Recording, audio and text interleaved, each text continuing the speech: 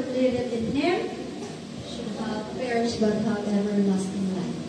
Okay? Naintindihan pa natin, kids, yung about the five-finger gospel today? Ala, hindi naintindihan. Naintindihan natin. So, may natutunan ba tayo today? Okay. Sabihin nyo nga, God's promise. God's promise. Ano nga yung God's promise? That we will have everlasting life through faith.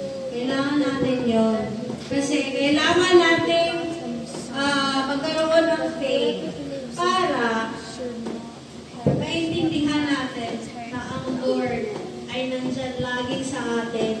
Whatever problems we have at school, whatever problems we have at home, sa bahay natin, minsan nag-away-away, pero kailangan natin magiging matatag. Hindi tayo patitinag sa kaaway.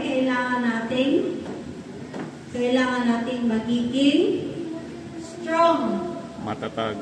Matatag. Hindi patitinag kung ano mga problema, maliit.